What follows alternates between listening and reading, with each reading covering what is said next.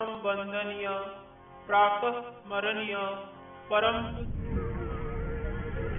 श्री महाराज के अनेक आत्म साक्षात्कारी शिष्यों के नक्षत्र मंडल का एक जाज्वल्यमान नक्षत्र है ओम मालती देवी। प्रस्तुत है परमाराध्या ओम मालती माँ का प्रवचन पुष्प।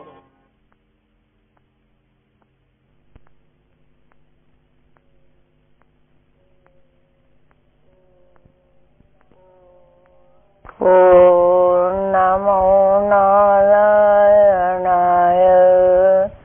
ओम नमो भगवते शिवानंदाय।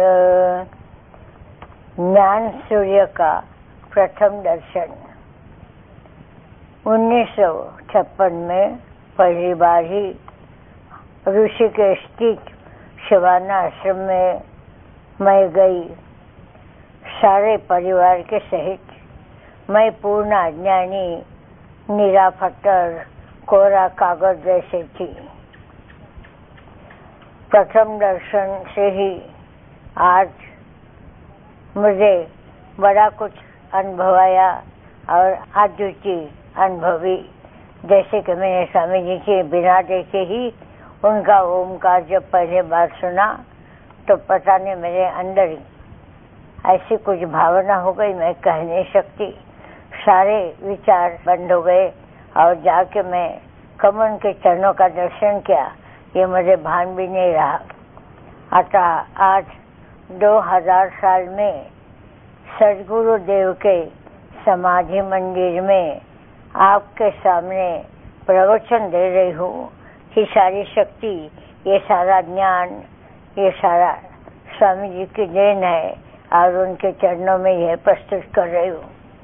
ये स्थिर हिमालय, ये पवित्र गंगा मैया, मेरे विराट स्वरूप दयालु कृपालु गुरुदेव स्वामी शिवानंद सरस्वती, जिन्हें मुझे नया जन्म दिया, अनाथ को सनाथ बनाया, पत्थर को छन्नी मार मार कर इस पत्थर की मानो मूर्ति ही बनाई, नई दृष्टि प्रदान की।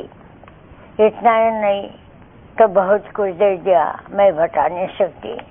हम मई महीने की छुट्टी में गए थे, अतः करीब 1 महीना शिवानंद आश्रम में रहे।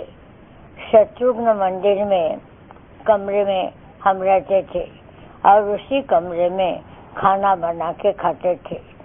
मेरे अज्ञान कैसा था, एक बात आपको बताना चाहती हूँ कि एक दिन सत्संग के समय स्वामी जी ने मुझे पूछा, क्या तुम खाना कहाँ खाते हो?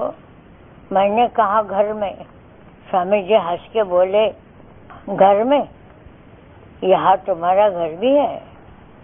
तब मैं बोली, कमरे में बनाती हूँ, जो कमरा में यहाँ मिला है। फिर रात के समय आश्रम में भंडारे में प्रसाद लेने की आज्ञा हो गई, तब हम वही खाने लगे। वहाँ से वापस दिल्ली निकलते समय गुरुदेव को प्रणाम करने के लिए गई तो उन्होंने शिवानंद योगश्री किताब दे दी और 2 बार कहा, पढ़ना रखना नहीं। वो किताब नहीं थी, वो तो जन्म जन्मांतर के पुण्य फल पाने का एक माध्यम था, गुरु प्रेरणा ही थी। वो किताब शब्द नहीं थे, वो अमृत बिंदु थे। वो दिव्य प्रेरणा से किताब पढ़कर मेरी साधना की शुरुआत हो गई।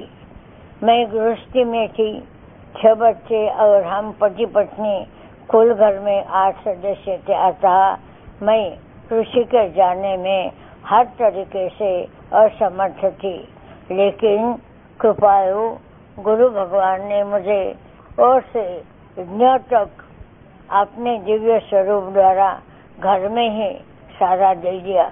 मैं बड़ी ही अनभिज्ञ थी। पहला ही उनका दिव्य दर्शन और मंत्र बताया गया, विश्व एक है, ब्रह्म एक है। बस तभी से रोज रोज मुझे मार्गदर्शन मिलता गया। ये पत्थर जब पहले गंगा के अंदर कीचड़ में फंसा था, अभी आनंद में विभोर होकर जल के ऊपर तैरने लगा। 1962 में गुरु दीक्षा स्वामी जी के कुटीर में प्राप्त हो गई। उसी समय उनका ऋषिकेश आने का संदेश मिला था, लेकिन मैं दीक्षा के बारे में पूछा तब स्वामी जी बोले, क्या तुम्हें मंत्र नहीं मिला? तुम तो समाधि तक गई हो।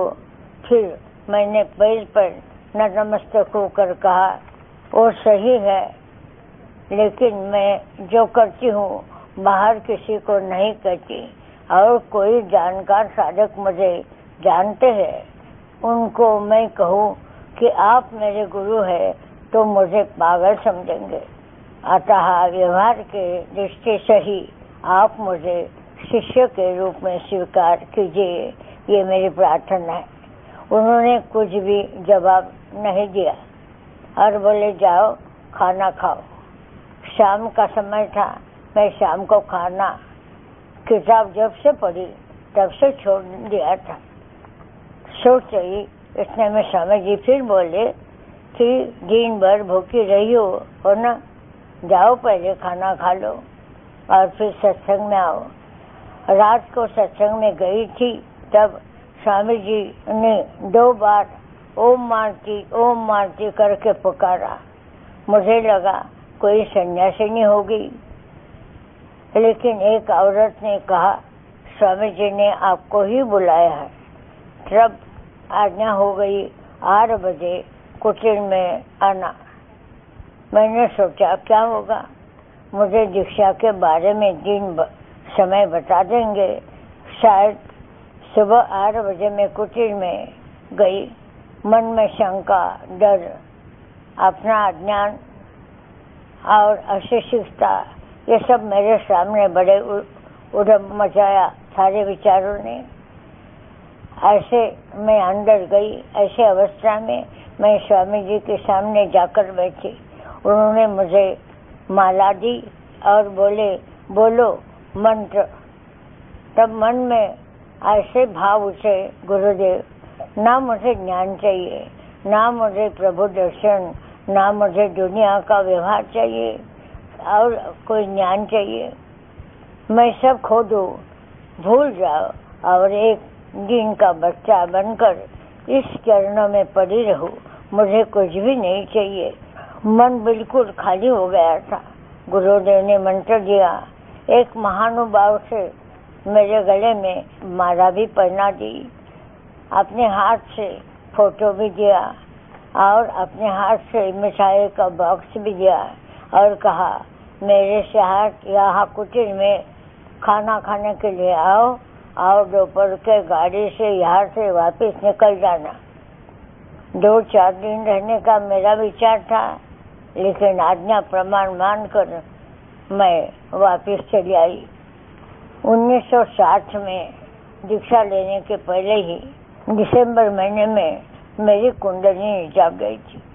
कुछ समझ नहीं पाई ये क्या हो रहा है और क्या करना चाहिए। मैं डर गई।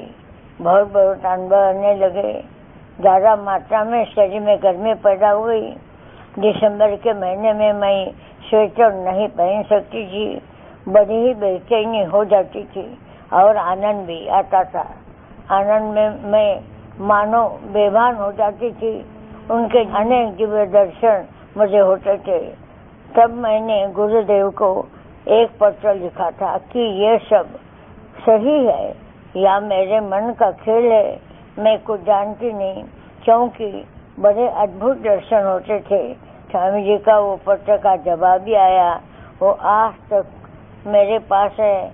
और उन्होंने कहा था खत में कि आपके ध्यान प्रणाली बिल्कुल ठीक है, चिंता नहीं करना, सावधानी से धीरे धीरे चलना। और अभी तुम्हें स्वामी समर्थ रामदास मार्गदर्शन करेंगे, ये उन्होंने दृष्टांत में मुझे बता दिया गया। तथा श्री रामदास की आज्ञा से आहार, नाम, आसन सब मार्गदर्शन होता रहा। स्वामी जी का पत्र अभी भी मेरे पास सुरक्षित रखा गया है। आगे 1973 की बात है। मैं तथा कुछ 4-5 साधक ऋषिकेश गए थे। तब एक दिन मुझे दृष्टांत हो गया कि तुम अभी गुरु मंत्र दे दो। मैंने कहा, गुरुदेव, मेरी विनय प्रार्थना है कि हे स्वामी जी, आपकी अपार दया प्रेम से मैं खुश हो गई हूँ। आप ये महान जिम्मेदारी लेने में मैं योग्य नहीं हूँ। गुरुदेव, आपके पहले जैसे रोज दर्शन होता था वो भी न आजकल नहीं होता है। लगता है मेरी साधना में कुछ त्रुटि हो गई होगी और आप तो मुझे गुरु पद प्रदान कर रहे हैं। नहीं प्रभु, मैं कार्य करने के लिए योग्य नहीं हूँ। आप मुझे पहले दर्शन देकर कृतार्थ करिए, बस मुझे और कुछ नहीं चाहिए। लेकिन उनकी आज्ञा थी। तब पहले ही उनको जब बोला तो आज्ञा भंग करनी नहीं चाहिए, तो गंगा के तट पे वो 5 जो सदस्य थे मेरे साथ, उनको मैंने तो दीक्षा दे दी। लेकिन घर आने के बाद सोचा, अगर मैं गुरु बनूं तो लोग मेरी खातिर करने लगेंगे, आने लगेंगे। मेरी गृहस्थी है और सबको उपाधि होगी और घर में क्लेश होंगे, होना नहीं चाहिए। और बार बार मुझे ये लगता था स्वामी जी का शिष्य बन के गुरु मंत्र देने की मैं योग्य नहीं हूँ। बार बार मन में यही बात होती थी और मैं दुखी में होती थी। और गुरु की अपार कृपा से मुझे एक समाधान का खजाना भी मेरे अंदर खुल जाता था। लेकिन फिर भी मैंने दीक्षा नहीं देना चाहिए ऐसे तय करके आगे दीक्षा नहीं दी किसी को। 10 साल बीत गए। उसके बाद फिर हम ऋषिकेश गए थे। वही मेरे दृष्टांत दिया कि बेटी, तुम दीक्षा क्यों नहीं देती?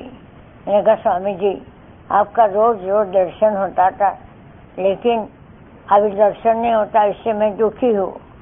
मैं जानती हूँ कि मेरे पता नहीं अहंकार से या कोई गलती से आप मेरे से दूर होते जा रहे हैं और आप मुझे दीक्षा लेने के कह रहे हैं।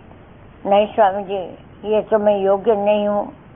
तो स्वामी जी ने बोला, दर्शन क्यों नहीं होता? कभी सोच लिया है?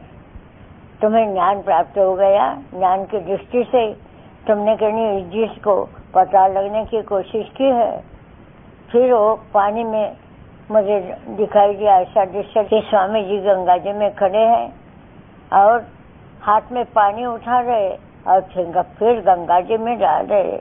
3 बार हो गया, 4 बार। मैंने कहा, तो अर्घ्य तो नहीं दे रहे स्वामी जी, फिर ऐसे क्यों कर रहे?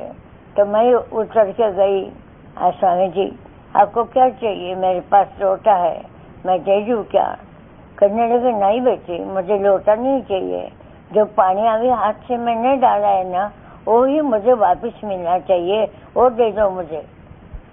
मैं तो घबरा गई। मैंने कहा, स्वामी जी, पानी में तो पानी मिल जाता है, ये कैसा अलग होगा और ये कैसे उठा के मैं दे सकती हूँ आपको?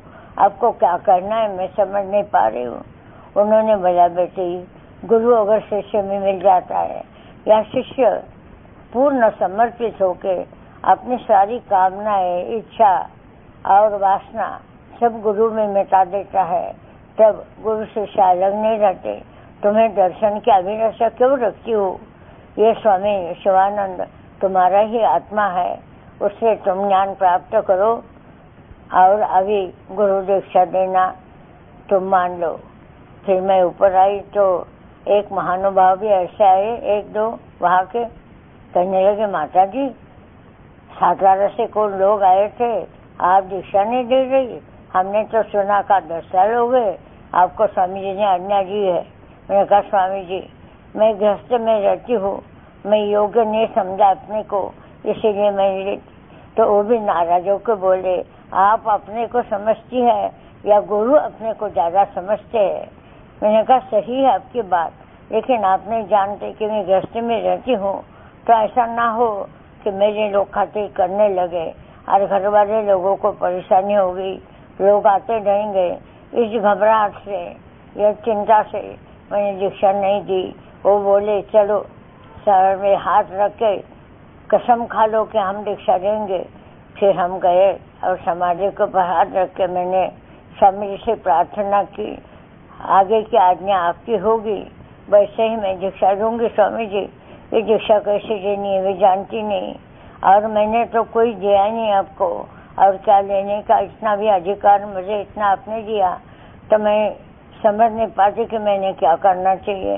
तो उन्होंने बोला, जो शिष्य के भाव से तुम्हारे पास आया, उनको कोई भी हो, कैसा भी हो, उसकी योग्यता को जानने के तुम्हें मैं अधिकार नहीं देता।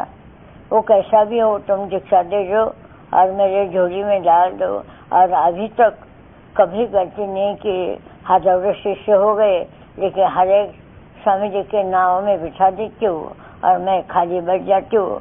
मेरा कुछ नहीं है, ना मेरा आश्रम है, ना मैं अपनी हूँ, और मेरे मुक्ति मांगने का अधिकार नहीं या कुछ भी अधिकार नहीं, और मैं चाहती भी कुछ नहीं। जैसे गुरु की इच्छा हो, जिनकी उनकी कृपा हो, मैं उनके चरणों में पूरी समर्पित हूँ। और मेरा भाव यही रहा, जबकि जिस क्षण मैंने दीक्षा ली, उसी क्षण में मालती मिट गई है, मालती मर गई है, और जो भी कुछ आज हो रहा है, आपके सामने मैं बैठी हूँ, उस शिवानंद का रूप निखर उठा है। ये इतना ही मुझे कहना है, और क्या कहूँ। हरि ओम तत्सत।